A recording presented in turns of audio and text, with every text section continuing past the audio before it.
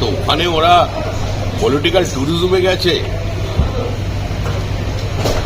না দৃষ্টি ঘোরাতে গেছে, এটা পশ্চিমবঙ্গের মানুষের উপরেই ছেড়ে দিন বোঝা। গাড়ি দেওয়া হয়নি, দিদির সঙ্গে দেখা করতে পেরেছেন, কিন্তু আজকে রাজ্যপালের সঙ্গেও দেখা করতে চান।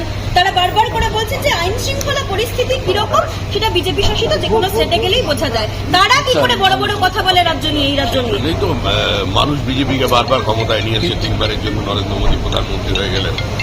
দিদি এত গিয়ে দিল্লিতে লাফালাফি করলেন, ভাইকে আটকাতে পারলেন না, ভাইও ডুবলো, ভাইয়ের পার্টিও ডুবলো, আস্তে আস্তে সব শেষ হয়ে যাবে। বিপ্লব দেব আজকে এসেছেন, কুণাল ঘোষেরা বলছেন যে ত্রিপুরা থেকে বিপ্লব দেব যাচ্ছেন, কলকাতায় গিয়ে থাকছেন, বিজেপির কাজ করছেন, আমরা এখানে এলেই দোষ।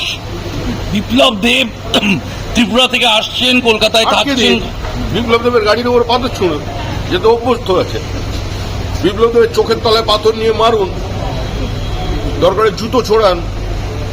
54 ঘন্টা কল্যাণ ঘোষকে যেরকম আওয়াজ করেছিল বিপ্লব দেব, কথা বলতে গেলে পুলিশকে পাঠিয়ে দিয়ে করে চিৎকার করতে শুরু করুন, যাতে আপনারা কোনো বাইক কাউন্টার করবেন কিভাবে? শ্রমিক দল 26 এর ওটা পার্টি বুঝে নির্বাচনে না। নাগরাকাটার বিধায়কদের উপর নাগরাকাটায় 58 দিনের মধ্যে 2021-এর 2রা মে 56 জন বিজেপি কর্মী খুন হয়েছিল। 287 জন এই পর্যন্ত খুন হয়েছে 2016-র আগে থেকে। বিজেপি উঠে গেছে না পতাকা নামিয়ে নিয়েছে? এত অত্যাচারের পরেও, ওই মানবরূপী এই ওষুধটাকে ক্ষমতায় বসানোর পরেও রাজ্য নির্বাচন কমিশনের একদম পুরো কুমোরটুলির ওষুধ, তারপরে এত বিডিওকে দিয়ে লুট করানোর পরেও 11,000-এর বেশি আসন পঞ্চায়েতে যেতে চায়।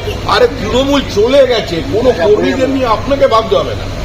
বিজেপির কর্মীদের টেক কেয়ার করবে, আর কর্মীরা যথেষ্ট শক্তিশালী। শেষ প্রশ্ন, আজকে রাজ্য সভাপতির কাছে আমাদের প্রশ্ন যে আজকে আপনাদের যে বৈঠক রয়েছে, ভূপেন্দ্র যাদব, বিপ্লব দেব এসছেন, নাগরাকাটার ঘটনায় আরো জন গ্রেফতার, মারলে কি পাল্টা মারার স্ট্র্যাটেজি? ওটা তো জঙ্গলের রাজত্ব হয়, চোখের বদলে চোখ, কানের বদলে কান, সব জঙ্গলের রাজত্ব।